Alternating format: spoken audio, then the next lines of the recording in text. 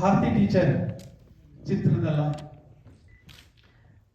ಚಿತ್ರದಲ್ಲಿ ನಾನು ಹಲವು ವಿಭಾಗಗಳಲ್ಲಿ ಕೆಲಸ ಮಾಡಿದ್ದೇನೆ. ಕತೆ, ಚಿತ್ರಕಥೆ, ಸಂಭಾಷಣೆ, ಸಾಹಿತ್ಯ, ಸಂಗೀತ ಮತ್ತು ನಿರ್ದೇಶನ. ಇದಿಷ್ಟು ವಿಭಾಗದಲ್ಲಿ ನಾನು ಕೆಲಸ ಮಾಡಿದ್ದೇನೆ.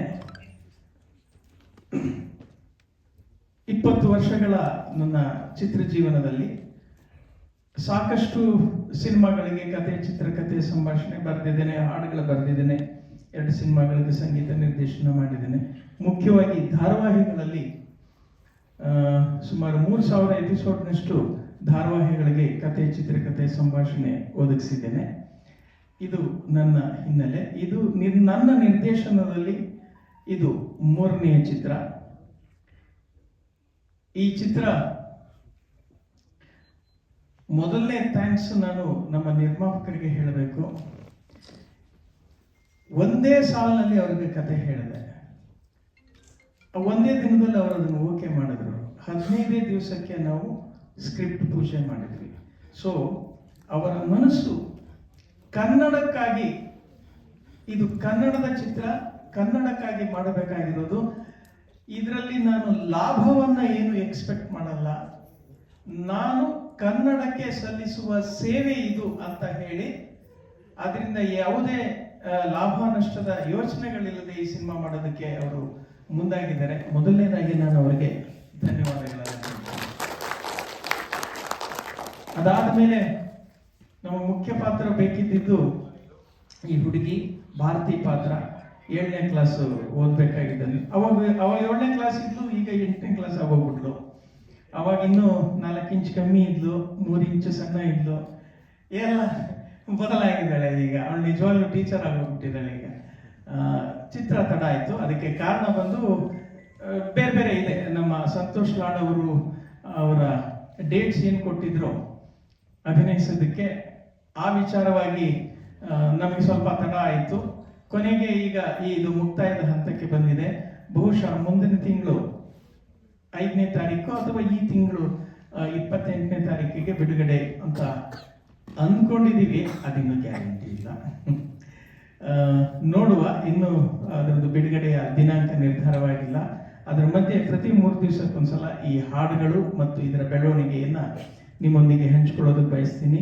ಈ ಚಿತ್ರದಲ್ಲಿ ನನ್ನೊಂದಿಗೆ ಕೆಲಸ ಮಾಡಿದಂತಹ ಎಲ್ಲ ಕಲಾವಿದರು ಮತ್ತು ತಂತ್ರಜ್ಞರಿಗೆ ಒಟ್ಟಾರೆಯಾಗಿ ಪ್ರತಿಯೊಬ್ಬರಿಗೂ ಕೂಡ ನಾನು ನನ್ನ ಹೃತ್ಪೂರ್ವಕವಾದ ಧನ್ಯವಾದಗಳನ್ನು ಸಲ್ಲಿಸ್ತೇನೆ. Thank you.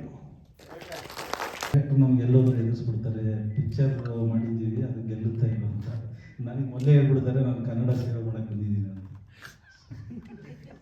ಸರ್ ಭಯ ಬೇಡ, ಪಿಕ್ಚರ್ ಗೆಲ್ಲುತ್ತೆ, ಅದೇ ಅದಕ್ಕೆ ಭಯ ಇಲ್ಲ. ಆಮೇಲೆ ಸಿನಿಮಾ ಸರ್ 2 ದಿನ ಶೂಟಿಂಗ್ ಬಾಕಿ ಇದೆ ಅಷ್ಟೇ. ಸೊ ತಾವೇನು ಹೇಳಿದ್ರಿ 2 ಡೇಸ್ ಶೂಟಿಂಗ್ ಆದರೆ ಇನ್ನು ಉಳಿದಿರೋದೆಲ್ಲವೂ ಕಂಪ್ಲೀಟ್ ಆಗಿದೆ. ಸೊ ಆ 2 ಡೇಸ್ ಏನು DC ಪಾತ್ರಕ್ಕೆ ಸಂತೋಷ್ ಸರ್ ಹೇಳಿದರು, ಅವ್ರದ್ದು ಆದಿತ್ಯ ಸರ್ ಇಬ್ಬರದಿದೆ. ಆದಿತ್ಯ ಸರ್ DC ಮಾಡಿದ್ರೆ ಅವ್ರು ಮತ್ತೊಂದು ಪಾತ್ರ ಇದೆ, ಇಲ್ಲ ಅವರೇ ಮಾಡ್ತೀನಿ ಅಂತಂದರೆ ಅವ್ರಿಗೆ 2 ದಿವಸ, ಇವ್ರದ್ದು 1 ದಿವಸ ಇದೆ ಅಷ್ಟೇ. ಸೊ ಅದು 2 ದಿನ ಶೂಟಿಂಗ್ ಬಾಕಿ ಇದೆ. ಈ ವಾರದಲ್ಲೇ ಕಂಪ್ಲೀಟ್ ಮಾಡ್ತೀನಿ. ನೆಕ್ಸ್ಟ್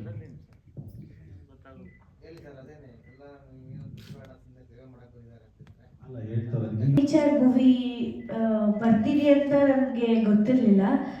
ಬಟ್ ಈ ಸಿನಿಮಾದಲ್ಲಿ ನಾನಂತೂ ತುಂಬಾನೇ ಕಲ್ತಿದ್ದೀನಿ. ನಮ್ಮ ರೆಡ್ಡಿ ಸರ್ ಕೂಡ ಥ್ಯಾಂಕ್ ಯು ತುಂಬ ಹೇಳ್ತೀನಿ. ಆಮೇಲೆ ನಮ್ಮ ನಿರ್ದೇಶಕರಾದಂಥ MLA ಪ್ರಸನ್ನ ಸರ್ಗೆ ಥ್ಯಾಂಕ್ ಯು ಅಂತ ಹೇಳ್ತೀನಿ. ನಾನು ಎಲ್ಲಿ ಮಿಸ್ಟೇಕ್ ಮಾಡಿದ್ರು ನನ್ನ ತೀಡಿ ನನ್ನ ಒಂದು ಪಾತ್ರಕ್ಕೆ ಹೇಗೆ ಮಾಡಬೇಕು ಅಂತ ಹೇಳ್ಕೊಟ್ಟಿದ್ದಾರೆ. ಹಾಗೆ ನನ್ನ ಕೋ ಆ್ಯಕ್ಟರ್ಸ್ ಮತ್ತು MB ಹಳ್ಳಿಕಟ್ಟಿಯವರು ಕೂಡ ಥ್ಯಾಂಕ್ ಯು ಸೋ ಮಚ್ ಅಂತ ಹೇಳ್ತೀನಿ. ಬಿಕಾಸ್ ನಾನೇನೇ ಆ್ಯಕ್ಟ್ ಮಾಡಿದ್ರು ನನ್ನ ನೀಟಾಗಿ ತೋರಿಸಿ ಎಲ್ಲ ಮಾಡಿಕೊಟ್ಟಕ್ಕೆ ಎಲ್ರಿಗೂ ಥ್ಯಾಂಕ್ ಯು ಸೋ ಮಚ್. ಹಾಗೆ ನನ್ನ ಕೋ ಆ್ಯಕ್ಟರ್ಸಿಂದ ನಾನು ತುಂಬಾ ಕಲ್ತಿದ್ದೀನಿ. ಈ ನನ್ನದು ಒಂದು ಸಿನಿಮಾ ಆಗುತ್ತೆ, ನನ್ನದು ಟ್ರೇಲರ್ ರಿಲೀಸ್ಗೆ ನಾನು ಇರ್ತೀನಿ ಅಂತ ಗೊತ್ತಿತ್ತು. ಆದರೆ ಇಷ್ಟು ಬೇಗ ಬರುತ್ತೆ ಅಂತ I did not expected. Unexpectedly thank you so much. Thank you so much. ನಾನು ನನ್ನ ಕನಸು, ಜೋಡಿಯಕ್ಕಿ, ಅಮೃತವರ್ಷಿಣಿ ಇದನ್ನೆಲ್ಲ ಸೈಡ್ ಆ್ಯಕ್ಟರ್ ಲೈಕ್ ಸಣ್ಣ ಪುಟ್ಟ ಕ್ಯಾರೆಕ್ಟರ್ಸ್ ಮಾಡಿ ಪುಣ್ಯವತಿಲಿ ಮಾಡಿದ್ದೀನಿ. ಹಾಗೆ ಉದೋದೋಶ್ರೀ ರೇಣುಕಾ ರಾಮದಲ್ಲಿ 450 ಎಪಿಸೋಡ್ಸ್ ಮಾಡಿದ್ದೀನಿ. ಅದಾದಮೇಲೆ ಈ ಸಿನಿಮಾಗೆ ಬಂದಿದ್ದೀನಿ ನಾನು. ಹಾಗೆ ಶಾರ್ಟ್ ಮೂವೀಸ್ ಕೂಡ ಮಾಡಿದ್ದೀನಿ, ಒಂದು 2-3 ಆ್ಯಡ್ ಕೂಡ ಮಾಡಿದ್ದೀನಿ. ಪಾವನಿ ಶಾರ್ಟ್ ಮೂವೀಸ್ ಮಾಡಿದ್ದೀನಿ, ಮತ್ತು ರಕ್ತಾಸನ, ಪಾವನಿ ಅಂತ ಇದೆ. ಈಗ ಯಾವುದು ಮಾಡ್ತಾರ, ಅದೇ ಭಾರತಿ ಟೀಚರ್.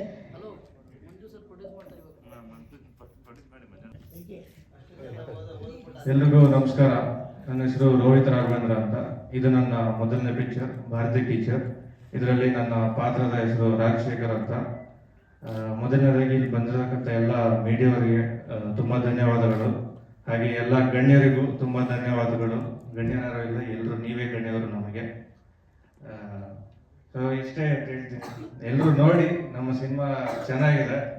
ನಾನು ಹೇಳೋದ್ ಬದಲು ನೀವೇ ಬಂದು ನೋಡಿ ಅದನ್ನ ಹೇಳಿದ್ರೆ ತುಂಬ ಚೆನ್ನಾಗಿರುತ್ತೆ. ಸೊ ನಮ್ಮ ಹೀರೋ ಅವರು ಪ್ರವೀಣ್ ಅವ್ರು ಬಂದಿದ್ದಾರೆ, ಲವ್ 360 ಅವರು. ಥ್ಯಾಂಕ್ ಯು ಸರ್ ಬಂದಿದ್ದಕ್ಕೆ. Thank you. ಜೈ ಹಿಂದ್, ಜೈ ಕರ್ನಾಟಕ. ಅನುಭವ ಅಂದ್ರೆ ಇದು ಮೊದಲನೇ ಸಿನಿಮಾ ಆಗಿರೋದ್ರಿಂದ ಎಲ್ಲದೂ ಕಲಿಬೇಕಾಯ್ತು ಸರ್. ಎಲ್ಲರೂ ಚೆನ್ನಾಗಿ ಕಲ್ತೀನಿ, ಚೆನ್ನಾಗಿ ಪರ್ಫಾರ್ಮ್ ಮಾಡಿದೆ ಅಂತ ನಂಗೆ ಅನ್ಸಿದೆ. ಅದು ನೀವು ನೋಡ್ಬಿಟ್ಟು ಹೇಳಿದ್ರೆ ಚೆನ್ನಾಗಿ. ಹೋರಾಟಗಾರ ಸರ್, ನಮ್ಮ ಪಾತ್ರನು ಹೋರಾಟಗಾರ ಮೂವಿಯಲ್ಲೂ. ಬೇಡ ಸರ್, ಪ್ರಸನ್ನ ಭಾಷೆ ಹೋರಾಟಗಾರ ಹುಡುಗಿ. ಇದರ ಮಧ್ಯೆ ಒಂದಷ್ಟು ಬೇರೆ ಏನು ರಾಮ ದೊಡ್ಡವನಾಗಬೇಕು ಅಂದ್ರೆ ಅಷ್ಟೇ ರಾವಣನು ಶಕ್ತಿವಂತನಾಗಿರ್ಬೇಕು ಅಂತ ಇರುತ್ತಲ್ಲ, ಹಾಗೆ ಈ ಪಾತ್ರವನ್ನ ನಾವು ಆ ರೀತಿ ಕಟ್ಕೊಟ್ಟಿದ್ದೀವಿ. ಅದು ಎಂತಹ ಪಾತ್ರ ಅನ್ನೋದನ್ನ ದಯವಿಟ್ಟು ತೆರೆ ಮೇಲೆ ನೋಡಿ ಆನಂದಿಸಿ. Thank you. ಮಾಧ್ಯಮ ಮಾರ್ಗದರ್ಶಕರಿಗೆ, ಪ್ರೇಕ್ಷಕ ತಂದೆ ತಾಯಿಗಳಿಗೆ ನಮಸ್ಕಾರ. ಒಂದು ಸಿನಿಮಾದಲ್ಲಿ ಮಾಡಬೇಕಾದ್ರೆ ಪ್ರತಿಯೊಬ್ಬ ಕಲಾವಿದನಿಗೆ ಒಂದು ಋಣ ಅಂತ ಇರಬೇಕು. ಸೊ ಭಾರತಿ ಟೀಚರು ನಿಜವಾಗ್ಲೂ ನಾನು ಮಾಡೋದಾಗ ಫಸ್ಟ್ ಟೈಮ್ ಮಾಡಲ್ಲ ಅಂದ್ಕೊಂಡಿದ್ದೆ. ಯಾಕಂದರೆ ನನಗೆ ಬೇರೆ ಬೇರೆ ಸಿನಿಮಾದಲ್ಲಿ ಇದ್ದಿದ್ದರಿಂದ ತುಂಬ ಕ್ಲಾಶಸ್ ಇತ್ತು. ಕೊನೆಗೆ ವೆಂಕಟಗೌಡ್ರೆ ಭಾಳ ಮುಖ್ಯವಾಗಿ ಕಾರಣ ಆದ್ರು. ಒಂದಿನಾದ್ರೂ ಬಂದೋಗಿ ಅಂತ ಹೇಳ್ಬಿಟ್ಟು ಒಂದಿನ ಮಾಡಿಸಿ ಆಮೇಲೆ ಕಮಿಟ್ ಮಾಡಿಸಿದ್ರು. ಹಾಗೆ ಪ್ರಸನ್ನ ಸರ್ ಕೂಡ ಈ ಸಿನಿಮಾ ಕಾರ್ಬಿಟ್ಟು ನನಗೆ ಒಂದು ಪಾತ್ರ ಕೊಟ್ಟಿದ್ದಾರೆ. ಫಸ್ಟ್ ಟೈಮ್ ನಾನು ಈ ಸಿನಿಮಾದಲ್ಲಿ ಒಂದು ವಿಲನಿಶ್ ಕ್ಯಾರೆಕ್ಟರ್ ಮಾಡಿದ್ದೀನಿ. ಸೊ ನನಗೊಂದು ಹೊಸ ಅನುಭವ. ಹಾಸ್ಯ ಪಾತ್ರಗಳನ್ನೆಲ್ಲ ರಚಿಸ್ತಾ ಇದ್ದವನು. ಸೊ ನನಗೆ ವಿಲನಿಶ್ ಆಗುತ್ತೆ ಸರ್ ಅಂತ ಕೇಳಿದಾಗ, ಇಲ್ಲ ನೀವು ಮಾಡ್ತೀರಾ ಮಾಡಿ ಅಂತ ಒಂದು ಧೈರ್ಯ ತುಂಬಿ ಮಾಡಿಸಿದ್ರು. ಸೊ ಹಾಗೆ ಎಲ್ಲ ಕಲಾವಿದರು ಕೂಡ ಅಷ್ಟೇ ಚೆನ್ನಾಗಿ ಸಪೋರ್ಟ್ ಮಾಡಿದರು. CK ಚಂದ್ರು ಸರ್ ಇರ್ಬೋದು, ಆಮೇಲೆ ಹೊಸಬರಾದರೂ ಕೂಡ ಹೀರೋಯಿನ್ನು ಮತ್ತು ಬೇರೆ ಕಲಾವಿದರೆಲ್ಲ. ನಮ್ಮ ಕಾಮಿಡಿ ಕಿಲಾಡಿ ದಿವ್ಯಾ ಅಂಚನ್ ಕೂಡ ಇದರಲ್ಲಿ ಮಾಡಿದ್ದಾರೆ. ದಿವ್ಯಾ ಅಂಚನ್ ಇದರಲ್ಲಿ ನನ್ನ ಹೆಂಡತಿ ಪಾತ್ರ ಮಾಡಿರೋದು. ಒರಿಜಿನಲ್ ದಿವ್ಯಾ ನನ್ನ ಹೆಂಡತಿ. ಕನ್ಫ್ಯೂಸ್ ಆಗ್ಬಿಟ್ಟು ದಯವಿಟ್ಟು. ಸೊ ಮನೇಲೇನು ಕನ್ಫ್ಯೂಸ್ ಆಗಲ್ಲ ಸರ್, ಯಾಕಂದ್ರೆ ತೆರೆ ಮೇಲೆ ದಿವ್ಯಾ ನಮಗೂ ದಿವ್ಯ ದೃಷ್ಟಿ ತೆರೀತಾ ಇರೋದು ಅವಾಗ. ಸೊ ಹಾಗಾಗಿ ಈ ಸಿನಿಮಾದಲ್ಲಿ ಆ ಪಾತ್ರ ಮಾಡಿದ್ದು ಭಾಳ ಖುಷಿ ಆಯ್ತು ನನಗೆ. ಯಾಕಂದರೆ ವೇರಿಯೇಷನ್ಸ್ ಇದೆ ಪಾತ್ರದಲ್ಲಿ. ನನ್ನ ಪಾತ್ರದಲ್ಲಿ ಒಂದು ಕೆಂಪ ಅಂತ ಒಂದು ಕ್ಯಾರೆಕ್ಟರ್ ನಂದು ಭಾಳ ಚೆನ್ನಾಗಿ ತೋರಿಸಿದ್ದಾರೆ. ಟೀಮು ಕೂಡ ಭಾಳ ಚೆನ್ನಾಗಿ, ವೆಂಕಟ್ ಅವ್ರು ಇರ್ಬೋದು, ಪ್ರಸನ್ನ ಸರ್ ಇರ್ಬೋದು, ನಿರ್ಮಾಪಕರು ಇರ್ಬೋದು, ನಮ್ಮ ಹಳ್ಳಿಕಟ್ಟಿ ಸರ್ ಇರ್ಬೋದು, ಎಲ್ಲ ಕೂಡ ಒಳ್ಳೆ ಟೀಮು ಒಂದು ಮನೆ ಥರ ವರ್ಕ್ ಮಾಡ್ತಾ ಇದ್ರು. ಹಾಗಾಗಿ ಭಾಳ ಖುಷಿ ಆಯಿತು. ಸೊ ನಂಗೆ ಲಾಸ್ಟಲ್ಲಿ ಅನಿಸಿದ್ದು ಇದು ಕೂಡ ಒಂದು RRR ಅಂತ. ರಾಘವೇಂದ್ರ ರೆಡ್ಡಿ, ರೋಹಿತ್. ಸೊ ಹಾಗಾಗಿ RRR ಸಿನಿಮಾ ಹಂಗೆ ಆಗಲಿ ಸಿನಿಮಾ ಅಂತ ನಾನು ಕೂಡ ಹೇಳಕ್ಕೆ ಇಷ್ಟಪಡ್ತೀನಿ. ಒಳ್ಳೆಯದಾಗಲಿ ಸರ್, ಒಂದು ಒಳ್ಳೆ ಪ್ರಯತ್ನ ಮಾಡ್ತಾರೆ. ಯಾಕಂದರೆ ಎಜುಕೇಟಿವ್ ಸಿನಿಮಾ ಇತ್ತೀಚೆಗೆ ಕಡಿಮೆ ಆಗ್ತಿದೆ ಅಂತ ಸಂದರ್ಭದಲ್ಲಿ ಒಂದು ಒಳ್ಳೆ ಎಜುಕೇಟಿವ್ ಸಿನಿಮಾ ಮಾಡಿದ್ದಾರೆ. ಅದು ಒಂದು ಪರಿಣಾಮಕಾರಿಯಾಗಿರ್ತಕ್ಕಂಥ ಮಾಧ್ಯಮ ಆಗಿರೋದ್ರಿಂದ ಸೊ ಒಂದು ಏನೋ ಮೆಸೇಜ್ ಖಂಡಿತ ಹೋಗುತ್ತೆ. ಅದನ್ನು ಒಳ್ಳೆ ರೀತಿಯಲ್ಲಿ ಜನ ರಿಸೀವ್ ಮಾಡಿ ಒಳ್ಳೆ ರೀತಿಯಲ್ಲಿ ಸಿನಿಮಾ ಸ್ವೀಕಾರ ಮಾಡಲಿ ಅಂತ ನಾನು ಕೂಡ ಒಬ್ಬ ಈ ಸಿನಿಮಾ ಕಲಾವಿದನ ಕೇಳ್ಕೊಳ್ತೇನೆ. ನಮಸ್ಕಾರ.